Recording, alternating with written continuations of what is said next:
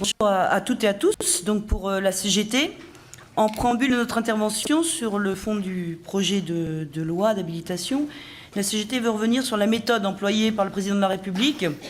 Choisir de passer par ordonnance au beau milieu de la période estivale, c'est pour nous être bien peu sûr du bien fondé de cette réforme.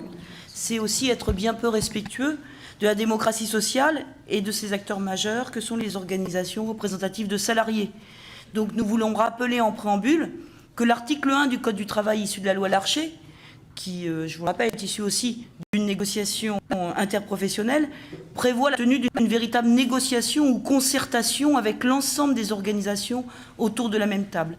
Et en cela, la CGT, avec d'autres organisations syndicales ici présentes, demande qu'il y ait une multilatérale réunissant l'ensemble des organisations syndicales et patronales autour de la même table, sous l'égide de la ministre du Travail. C'est aussi mépriser également la démocratie politique et le travail des élus de la nation que vous êtes au sein du Parlement, puisque nous ne pouvons que regretter l'absence de débat approfondi, le délai extrêmement réduit qu'on vous accorde, 2 jours je crois, pour faire des amendements au sein de cette commission des affaires sociales, et le recours à une procédure accélérée pour le vote du projet de loi d'habilitation. Cela questionne la conception du partage des pouvoirs entre l'exécutif et le législatif. Et pour la CGT, c'est déjà suffisant, sans parler encore du contenu du projet de loi, pour que vous refusiez par le vote d'être dessaisi de pouvoir agir sur une réforme aussi structurante pour le monde du travail. Vous me permettrez également d'avoir un mot pour les salariés de la Direction générale du travail, de la Direction générale de l'emploi, de la formation professionnelle et les assistants parlementaires à qui le gouvernement impose l'écriture d'ordonnances et le travail parlementaire à marche forcée au mépris de leurs conditions de travail.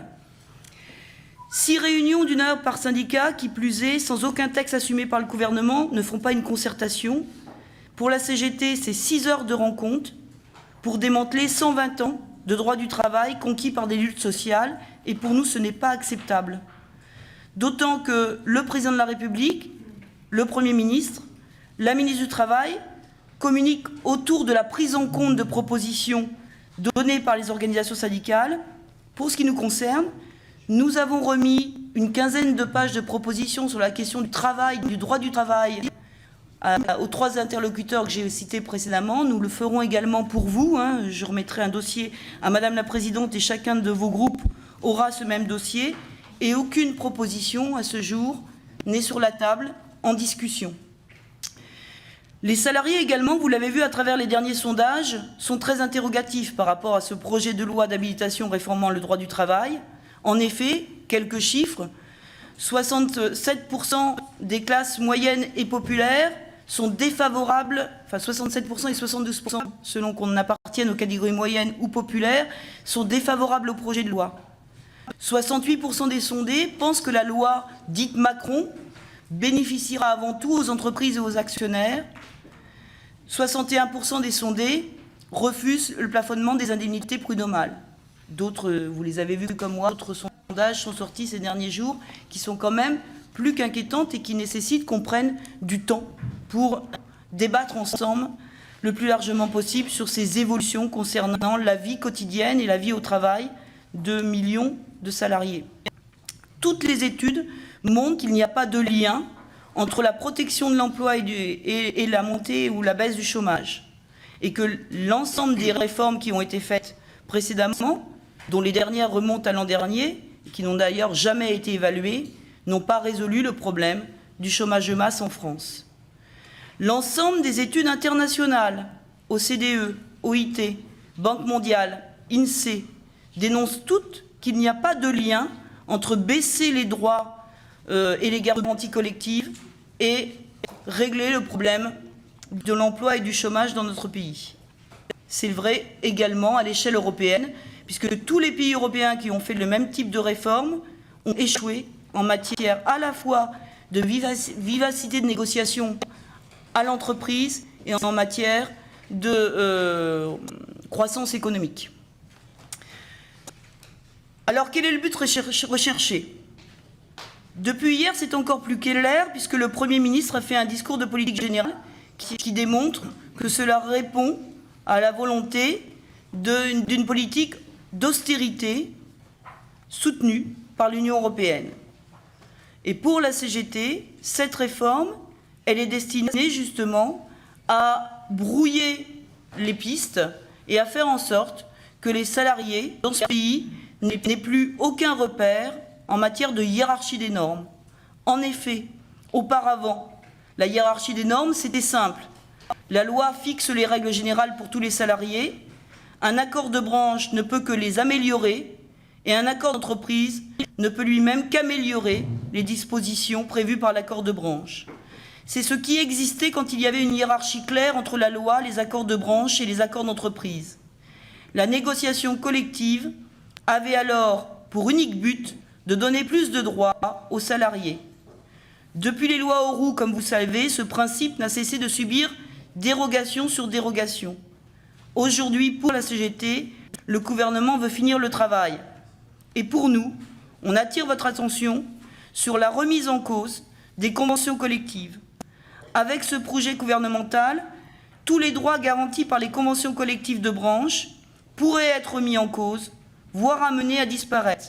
C'est pour le quotidien des Français des éléments aussi importants que l'octroi des primes, d'ancienneté, la question autour des congés, des vacances, le maintien de l'intégralité du salaire pendant les arrêts de maladie, les indemnités conventionnelles de départ en retraite ou de licenciement.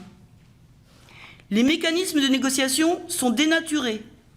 En dehors des 5 ou 6 thèmes restant au niveau de la branche, je dis 5 ou 6 puisque pour l'instant l'arbitrage n'est pas fait autour de la question de la pénibilité qui pourrait être décentralisée. L'accord d'entreprise ne peut pas faire moins bien que l'accord de branche pour ces 5 à 6 thèmes. Mais tous les autres sujets peuvent être tirés vers le bas parce que renvoyés à l'accord d'entreprise. La question de la pénibilité reste en suspens et la CGT est très attachée. Elle a demandé dès sa première rencontre avec le président Macron à l'ouverture d'une négociation sociale autour du travail, de l'organisation du travail, du mal-travail et du coût du mal-travail. C'est aujourd'hui 4 points de PIB, le mal-travail dans notre pays. Ça vaut un débat national. C'est donc bien dans une logique de mise en concurrence de salariés pour faire baisser ce que le patronat qualifie de coût du travail qui est en marche. C'est l'affaiblissement de la loi. De nouveaux thèmes aujourd'hui, exclusivement régis par la loi, pourraient être renvoyés à la négociation de branche, tels que les motifs de licenciement. Ça correspond par exemple, pour vous donner des éléments très concrets, aux fautes anodines, au comportement du salarié dans l'entreprise, au chiffre d'affaires d'un magasin, par exemple, dans le commerce, qui serait jugé trop faible, aux cadences et à la production sur une chaîne de production jugée insuffisante. Et sur ces motifs-là, le salarié ne pourrait pas réellement faire valoir ses droits. Cela pourrait s'appliquer aussi à l'ouverture de cas sur les recours au CDD. On pourrait par exemple envisager demain, si cette loi a été votée en l'état, une embauche de CDD pour effectuer des travaux dangereux sans aucune responsabilité sociale de l'entreprise. On pourrait envisager de remplacer des CDD pour atteindre au droit constitutionnel de grève. On pourrait également revoir les règles en matière de période d'essai, de préavis pour les contrats courts. C'est également, ce projet de loi, un danger très fort sur le contrat de travail. Le contrat de travail de chaque salarié ne pourrait plus résister à des règles régressives prévues par accord d'entreprise. Si celle-ci prévoit par exemple une clause de mobilité ou une baisse des salaires, négociations, vous le savez, précédentes autour des lois, notamment de sécurisation de l'emploi, sur ce qu'on appelle les accords de compétitivité, eh bien, si le salarié refuse, il pourrait être purement et simplement licencié sui generis. C'est des reculs extrêmement importants. Comme il me reste peu de temps, je voudrais attirer l'attention de la Commission également sur le risque en matière de fusion des instances et sur la place du CHSCT qui serait minorée sur ses prérogatives pour protéger la santé et la sécurité des salariés, sur la question également des indemnités prud'homales.